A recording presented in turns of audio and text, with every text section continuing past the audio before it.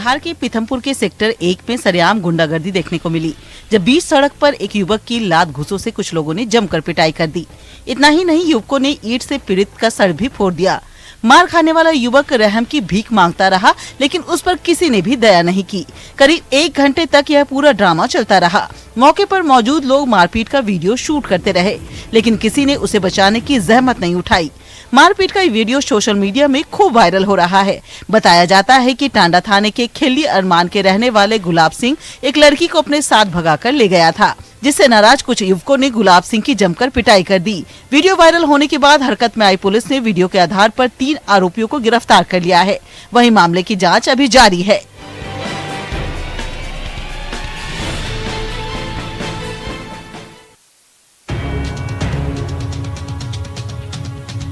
सिवनी जिले में कुछ महिलाओं ने वन कर्मियों की पिटाई कर दी। वन कर्मियों की पिटाई का वीडियो भी सामने आया है, जिसमें साफ दिख रहा है कि किस तरह नाराज आदिवासी महिलाएं वन कर्मियों की पिटाई कर रही।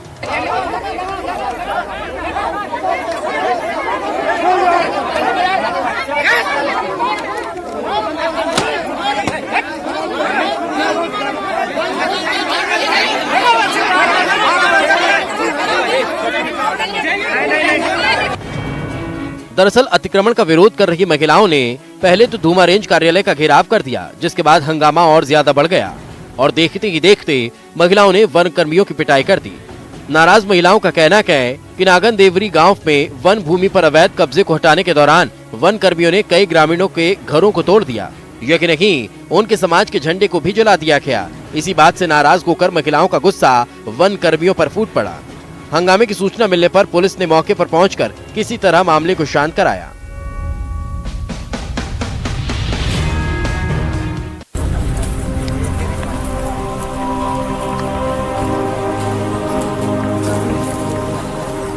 सतपुड़ा टाइगर रिजर्व में टाइगर का दीदार होना तो आम बात है, लेकिन इस तस्वीर को देखकर आपको मानना ही पड़ेगा कि टाइगर भी फोटो खिंचवाते हैं।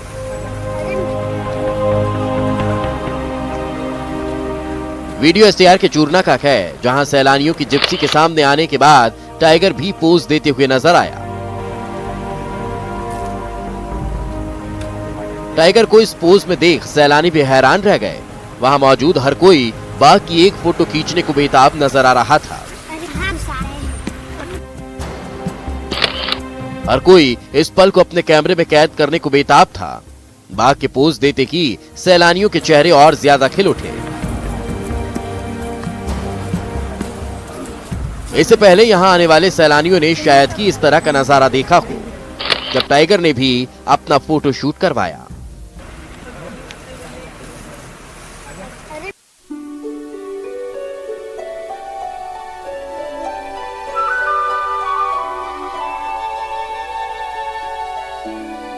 हरदा में कलाकारों ने कला का एक ऐसा नमूना पेश किया है जो अपने आप में ही एक मिसाल है।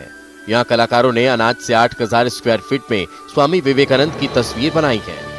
अपने 60 साथियों के साथ मिलकर सतीश गुर्जर नाम के आर्टिस्ट ने गेहूं, चने, चावल जैसे 9 तरह के अनाज से ये अद्भुत ग्रेन आर्ट बनाया है। इस मेगा पोर्ट्रेट को बनाने में 52 क्विंटल 10 किलो अनाज का इस्तेमाल किया गया।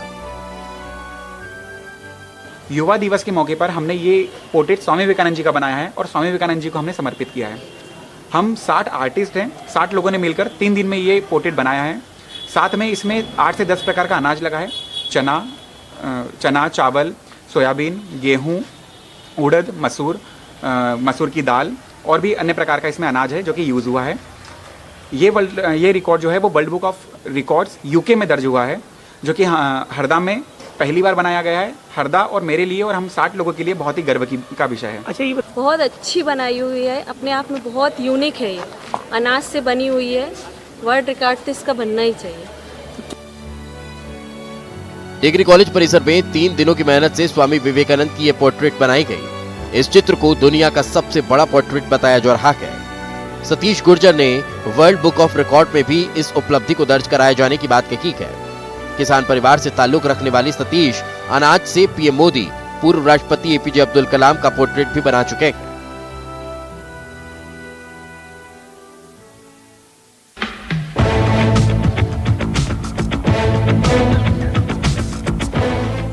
महंगाई के इस दौर में अगर आपको 10 रुपये में 4 समोसे खाने को मिल जाए तो क्या कहेंगे? 10 रुपये में पेट भर जाए तो फिर बात ही क्या।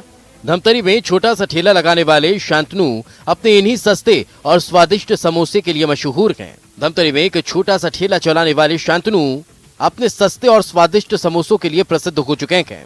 सिर्फ 10 रुपए में 4 समोसे देने वाले शांतनु ने बीते 15 साल में न तो समोसे के दाम बढ़ाए और न ही समोसे की क्वालिटी घटाई। जलेबी 120 रुपए किलो और समोसा 10 का 4। खाने वाले को तो पसंद आता है, बाकी ये क्या है, समोसा किसी को मिलता है किसी को नहीं मिल पाता। शांतनु के समोसे का स्वाद ही है कि दूर दूर से लोग शांतनु के समोसे का स्वाद लेने पहुंचते हैं। इस दुकान के रेगुलर ग्राहक बताते हैं कि धमतरी के दूसरे होटलों में 10 रुपए का सिर्फ एक ही समोसा मिलता है, लेकिन शांतनु साकू 10 रुपए में 4 समोसा बेचते हैं, जो अपने आप में एक मिसाल है। मैं इनका समोसा बहुत पसंद करता हूँ, क्योंकि इनकी समोसे में जो क्वालिटी है, रेसिपी बहुत टेस्टी रहता है और क्वालिटी भी मेंटेन करके रखते हैं। अब है इनका छोटा सा ऐसा ठेला लगता है, लेकिन है बहुत लजीज रहता है इनका समोसा। शांतनु ने पहले दिन जो दाम तय किए थे, आज भी उसी कीमत में समोसे बेच रहे हैं। शांतनु बताते हैं कि सस्ते समोसे के पीछे उनकी खुद की मेहनत है, क्योंकि शांतनु सारा काम खुद ही कर रहे हैं, लिहाजा वो इतने कम दाम पर भी समोसा बेचकर लोगों की सेवा कर लेते हैं।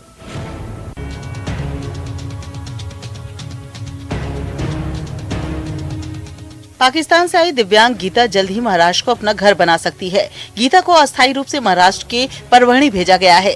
परभणी के बाघमारे परिवार ने गीता को अपनी बेटी होने का दावा किया है। उन्होंने उसके गायब होने को लेकर जो तथ्य बताए हैं वो काफी मिलते जुलते हैं, इसलिए जल्द ही परिवार और गीता का डीएनए मिलाया जाएगा। इस दौरान गीता वहां के एक संस्थान में आत्मनिर्भर बनने का प्रशिक्षण लेगी। गीता के पुनर्वास में मुंबई के Tata institute of social science के विशेषज्ञों की भी मदद ली जा रही है।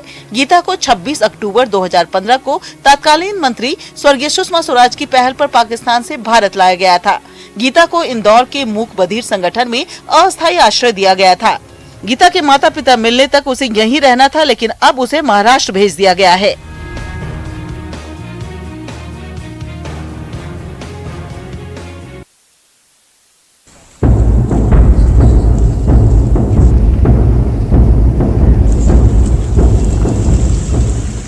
पदयात्रा पर निकले ये शख्स हैं दंतेवाड़ा जिले के कलेक्टर दीपक सोनी, जो कई किलोमीटर तक पैदल चलकर बचेली और किरंदुल इलाके में विकास कार्यों का जायजा ले रहे हैं। साथ ही लोगों से मिलकर उनकी समस्या सुनकर उसका फौरन समाधान कर रहे हैं।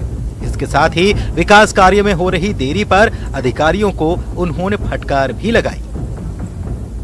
निर्देश भी है, तो इसलिए एक संयुक्त रूप से सभी के समन्वय से कार्य हो। इसके लिए आज जो पदयात्रा की गई, जिसमें कि बचेली में गौरव पथ का पूरा 2 किलोमीटर दौरा किया गया पदयात्रा करके। इसी प्रकार से किरंदुल में भी पदयात्रा के माध्यम से पूरा 2 किलोमीटर का सफर तय किया गया। बचेली में बन रहे गौरव पथ में हो रही देरी पर उन्होंने नाराजगी जताई। साथ ही ठेकेदार को फटकार लगाते हुए हर हाल में अप्रैल 2021 तक इसका काम पूरा करने के आदेश दे दिए। साथ ही कलेक्टर ने यहां पानी की समस्या को खत्म करने के भी निर्देश दिए। 31 मार्च तक कंप्लीट हो जाए और जो बचेली का गौरव पथ है वो हमारा अप्रैल एंड तक कंप्लीट हो जाए, यही प्रयास है। और साथ में सौंदर्यीकरण के लिए क्षेत्र के लिए उसके लिए कुछ चर्चाएं हुई हैं। जो बस स्टैंड की जो क्षेत्र है किरंदुल में, वहाँ पे जो एक बिल्डिंग है जो जर्जर हो गई है, उसको धराशायी करके नया कॉम्प्लेक्स बनाने के लिए जो है स्वीकृति प्रदान की जाएगी। साथ ही मंगल भवन में जो है शौचालय के इशूज़ हैं, उसके लिए निराकरण करने की स्वीकृति दी जाएगी। तो बेहतर से बेहतर सभी के संयुक्त प्रयास से कार्य हो, यही हमारा लक्ष्य है। दंतेवाड़ा कलेक्टर की ये पहल काबिले तारीफ है। इससे न केवल विकास कार्यों में तेजी आएगी, बल्कि जनता का प्रशासन पर विश्वास भी बढ़ेगा। अब्दुल हमीद, न्यूज़ 18, दंतेवाड़ा।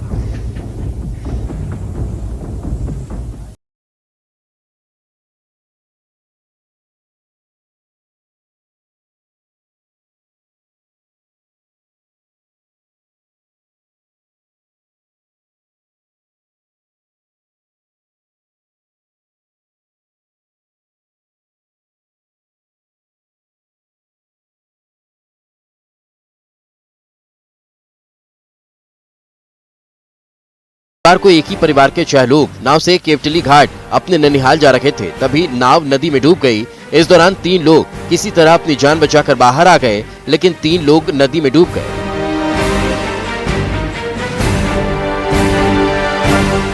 गढ़वा थाना पुलिस ने खोजबीन शुरू कर दी है। घटना के कई घंटे बाद भी तीनों का पता नहीं चल पाया है। वहीं गोताखोरों और एनडीआरएफ की टीम की मदद से रेस्क्यू का काम चल रहा है। वहीं हादसे के बाद इलाके में मातम का माहौल है।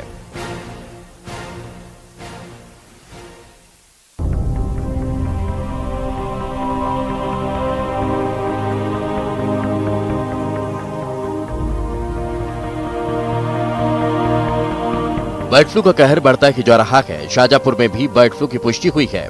यहाँ पर लगातार कौवों सहित दूसरे पक्षियों के मरने का सिलसिला जारी है। इसको लेकर पशु चिकित्सा विभाग ने कौवों के सैंपल लेकर भोपाल जांच के लिए भेज दिए हैं। इन सैंपलों में बर्ड फ्लू की भी पुष्टि हुई है। पुष्टि के बाद अब प्रशासन अलर्ट है। बर्ड फ्लू को लेकर पशुपालन विभाग ने एक कंट्रोल रूम बनाया है। साथ ही पोल्ट्री फार्म जैसी जगहों की मॉनिटरिंग के साथ ही चिकन मटन जैसे खाद्य पदार्थ बेचने वाली दुकानों के लिए भी सुरक्षा गाइडलाइन जारी की गई। हालांकि जांच में बर्ड फ्लू H5N8 का स्तर मिला है, जिससे इंसानों को ज्यादा खतरा नहीं है, लेकिन फिर भी तमाम एहतियात बरते जा रहे हैं। शाम को रात को भोपाल से रिपोर्ट आई है, कौओं के जो सैंपल भेजे थे वो पॉजिटिव पाए गए। 2 कौए भेजे थे, उनके सब भेजे थे, और 6 जो हमने स्वैब भेजे थे वो रिपोर्ट पॉजिटिव आई है। और सतत निगरानी रखी जाएगी पोल्ट्री फार्मों पर कि कहीं किसी प्रकार की कोई बीमारी की संभावना ना हो। चिकन मटन की दुकानों को फिलहाल बंद नहीं किया गया। हालांकि लोगों को अभी अलर्ट रहने और चिकन मटन से दूरी बनाए रखने के लिए कहा गया।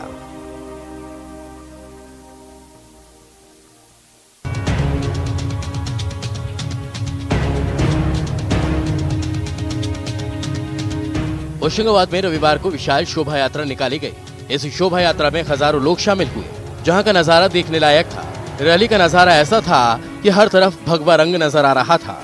दरअसल श्री राम जन्मभूमि तीर्थ यात्रा क्षेत्र के जागरूकता के लिए ये विशाल शोभा यात्रा निकाली गई। शांतिपूर्ण रैली के लिए जिला प्रशासन ने खास व्यवस्था की थी। पुलिस जवानों का बड़ा अमला सुरक्षा के लिहाज से कार्यक्रम स्थल पर लगाया गया। शोभा यात्रा में महिलाएं भी बड़ी संख्या में शामिल हुई थी। जिले भर के लोग इस शोभा यात्रा में शामिल हुए।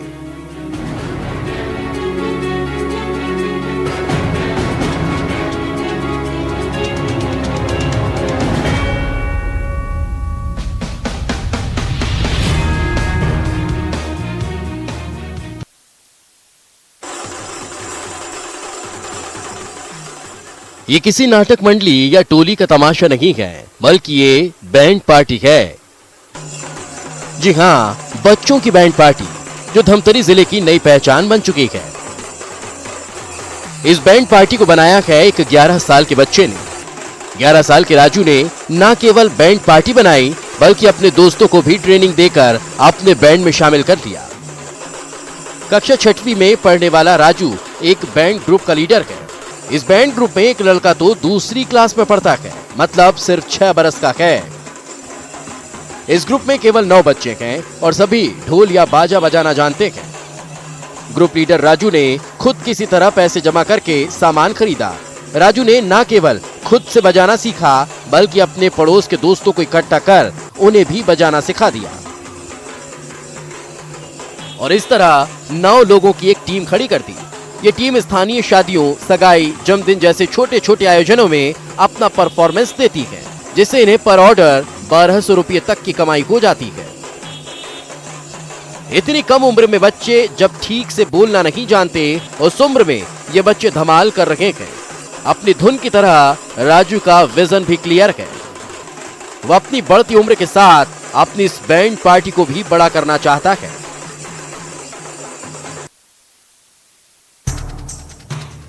प्रदेश के सबसे स्वच्छ शहर इंदौर को अब पॉल्यूशन फ्री सिटी बनाने का प्लान बन चुका है। शहर में पॉल्यूशन कंट्रोल के लिए 20 जगह आधुनिक उपकरण लगाए जाएंगे, जिसकी तैयारी भी पूरी कर ली गई है। मिशन को अंजाम देने के लिए पॉल्यूशन कंट्रोल बोर्ड और नगर निगम फिलहाल सरकारी बिल्डिंग्स में नए इंस्ट्रूमेंट लगाकर टेस्टिंग करने का काम कर रहा है। टेस्टिंग के दौरान इन 7 दिनों तक देखा जाएगा कि किस इलाके में कितना पॉल्यूशन हो रहा है।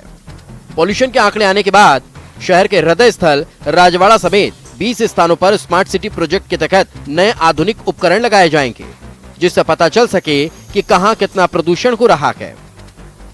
इसके बाद उसी हिसाब से प्रदूषण को कम करने की कोशिश की जाएगी। इस प्रोजेक्ट की मॉनिटरिंग भी स्मार्ट सिटी ऑफिस में बने हुए कंट्रोल रूम में ही होगी। सर, हमारा प्रयास है कि जो हमारा स्टैंडर्ड है 60 माइक्रोग्राम पर क्यूबिक मीटर, वहाँ तक उसको लाने का।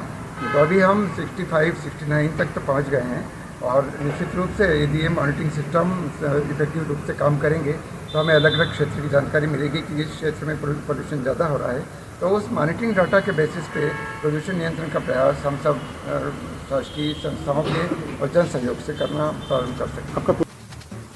इन इंस्ट्रूमेंट को राजवाड़ा, पलासिया, छप्पन दुकान, खूटी कोठी, गंगवाल बस स्टैंड, पेपलियाना, अमर टेकरी और पोलो ग्राउंड समेत 20 जगहों पर लगाया जाएगा, जिससे हर समय शहर की एयर पॉल्यूशन की मॉनिटरिंग होगी, जिसका डाटा भी ऑनलाइन उपलब्ध हो सकेगा, जिसे वेबसाइट पर आसानी से देखा जा सकेगा। शहर के अलग अलग एरिया का पॉल्यूशन लेवल क्या है ये भी पता चलेगा।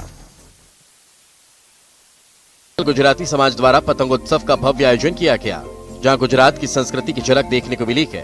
इस आयोजन में गुजराती सहित अन्य समाज के लोगों ने बढ़ चढ़कर हिस्सा लिया। बच्चों ने पतंगोत्सव और मकर संक्रांति पर आधारित गीत, संगीत, नृत्य की प्रस्तुति देकर इस आयोजन को और खास बना दिया। आयोजन इसलिए हम लोग कर रहे हैं कि यहाँ पे पहले रास गरबा का हम लोग ने प्रोग्राम किया था सेक्टर 4 समाज में, और रास गरबा आज गली मोहल्ले में शुरू हो गया। ऐसे ही हम चाहते हैं कि पतंग महोत्सव भी ऐसा हो जाए। यहाँ पे बहुत ज़्यादा एंजॉयमेंट हो रहा है। गुजराती लोग एज यूजुअल बड़े एक्साइटेड रहते हैं हर चीज़ों के लिए, तो आपको दिख ही रहा होगा क्या आउटकम आया है। तो अभी तक बहुत मज़ा आ रही है, अभी और भी है टाइम और मज़ा आएगी। कोरोना काल के करीब 10 महीने के बाद भिलाई में पतंगोत्सव का भव्य आयोजन किया गया था, जिसमें लोगों ने सोशल डिस्टेंसिंग का पालन करते हुए आयोजन का लुत्फ उठाया। आसमान में सितारों की तरह चमकते हुए उड़ते रंग बिरंगी पतंग को देखकर भिलाई वासी झूम उठे।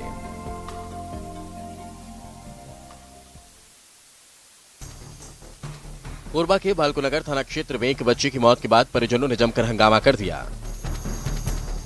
परिजनों ने डॉक्टर पर गलत जानकारी और इलाज में लापरवाही बरतने का आरोप लगाया।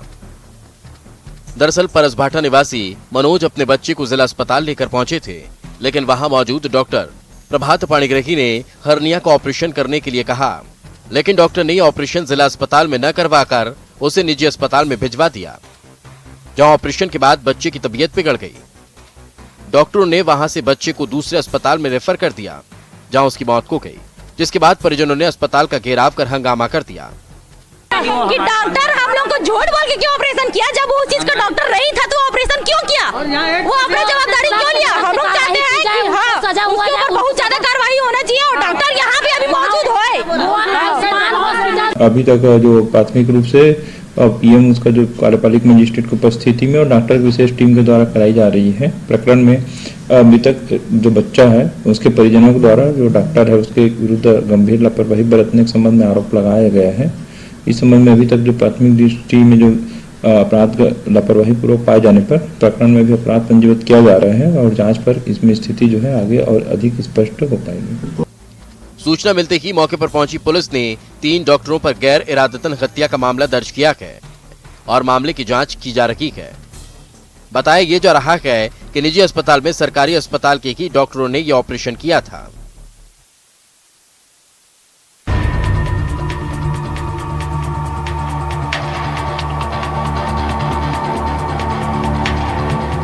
रतलाम के आलोट से कांग्रेस विधायक मनोज चावला का ऑडियो सामने आया है। ऑडियो में विधायक पटवारी को धमकी दे रहे हैं। ऑडियो में विधायक पटवारी के अलावा उनके अधिकारियों को भी देख लेने की धमकी दे रहे हैं। दरअसल अतिक्रमण के खिलाफ एक ग्रामीण विधायक के पास पहुंचा था, जिसके बाद विधायक ने पहले तो पटवारी को कार्रवाई रोकने की बात कही, लेकिन जब बात नहीं बनी तो विधायक ने धमकी दे डाली। कांग्रेस विधायक का ये ऑडियो सोशल मीडिया पर वायरल हो रहा है। कांग्रेस विधायक मनोज चावला पहली बार के विधायक हैं। विदेश में उस समय चर्चा में आए थे जब उन्होंने केंद्रीय मंत्री थावरचंद गहलोत के पुत्र को चुनाव में हराकर आलोट सीट जीती थी। हालांकि न्यूज़ 18 इस ऑडियो की पुष्टि नहीं करता।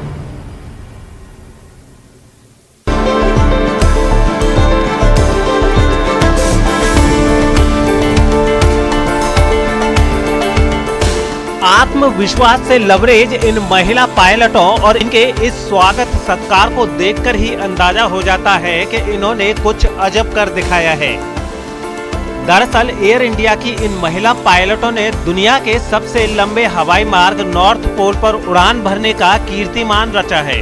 अमेरिका के सैन फ्रांसिस्को शहर से उड़ान भरने के बाद ये टीम नॉर्थ पोल से होते हुए बेंगलुरु पहुंची है और इस दौरान इन्होंने करीब 16,000 किलोमीटर की दूरी तय की है। खास बात ये है कि एयर इंडिया खुद अपने ट्विटर हैंडल से समय समय पर इनकी लोकेशन की जानकारी दे रहा था। Civil aviation minister Hardeep Puri ने भी इसे लेकर ट्वीट किया और लिखा, कॉकपिट में पेशेवर, टैलेंटेड और कॉन्फिडेंट महिला पायलटों ने एयर इंडिया के विमान से सैन फ्रांसिस्को से बेंगलुरु के लिए उड़ान भरी है। वे नॉर्थ पोल से गुजरेंगी। हमारी नारी शक्ति ने ऐतिहासिक उपलब्धि हासिल की है। बता दें कि कैप्टन जोया अग्रवाल इस ऐतिहासिक उड़ान का नेतृत्व कर रही हैं। को पायलट के तौर पर जोया के साथ कैप्टन पापागरी तन्मयी, कैप्टन शिवानी और कैप्टन आकांक्षा सोनवरे उनके साथ मौजूद थीं। इस ऐतिहासिक मौके पर एयर इंडिया ने ट्वीट कर कहा है, वेलकम होम। हमें आप सभी पर गर्व है। हम A1176 के पैसेंजर्स को भी बधाई देते हैं जो इस ऐतिहासिक सफर का हिस्सा बने।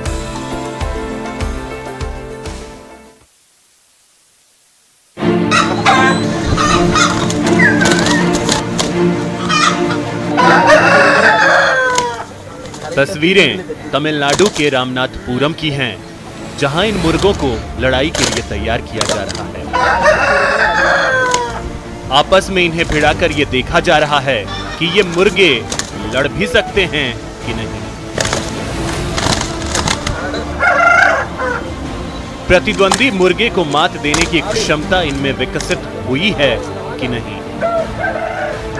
दरअसल ये सारी तैयारी पोंगल त्योहार के दौरान आयोजित होने वाली कॉक फाइट के लिए हो रही है। तमिलनाडु में पोंगल पर खास तौर पर कॉक फाइट का आयोजन किया जाता है और इस आयोजन को लेकर तमिलनाडु के लोगों में खासा उत्साह देखा जाता है।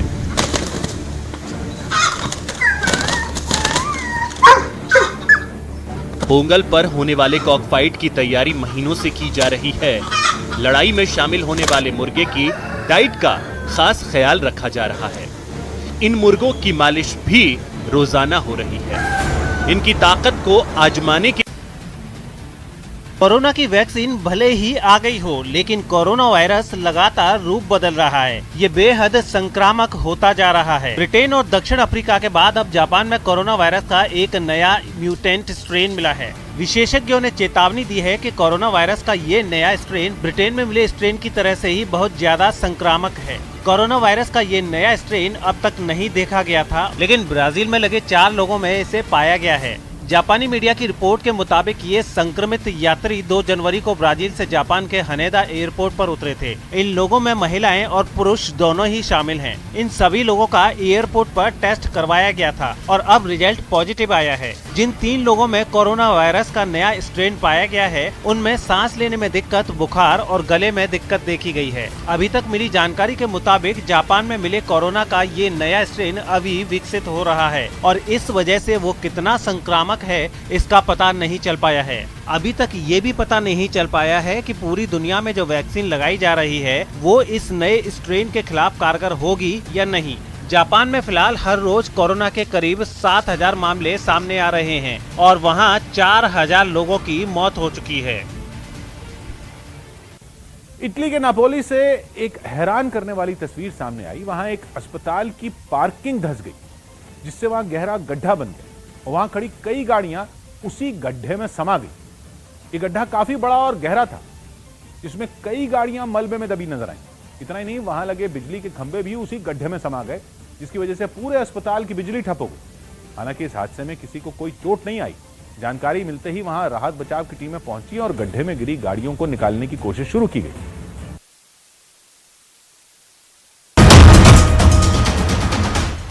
स्पेन के मैड्रिड में बीते 1 दशक में पहली बार हो रही बर्फबारी ने कई लोगों को रुलाकर रख दिया है। वहां के मौसम विभाग के मुताबिक 2 दिन पहले वहां आसमान से रिकॉर्ड तोड़ बर्फ गिरी। इस बर्फबारी ने जमीन पर रह रहे कुछ लोगों को बीच रास्ते में फंसा दिया, जिस वजह से वो अपने घर जाने से कई घंटों तक महरूम रहे। वहाँ इतनी बर्फ पड़ी कि कई इलाकों में सड़कें काली की जगह सफेद दिखने लगी। ऐसे में गाड़ियों के पहियों ने भी जवाब दे दिया। वहां से सामने आई एक तस्वीर में सेना के कुछ जवान बीच रास्ते में फंसे लोगों की मदद करते दिखे। उन्होंने फंसे हुए लोगों को बाहर निकालने में मदद की। गाड़ियों को धक्का देकर बर्फ के बीच से निकालने के अलावा फावड़ा चलाकर सड़क से बर्फ हटाने तक का काम सेना के उन जवानों ने किया जो सीमा पर दुश्मन से लोहा लेते हैं। एक इलाके में ट्रक भी फंसा दिखा, जिसके पहियों के आसपास जमी बर्फ को जवानों ने हटाया और उसे वहां से आगे बढ़ने में मदद की। रिकॉर्ड तोड़ बर्फबारी होने से वहां के हालात इतने बिगड़ गए हैं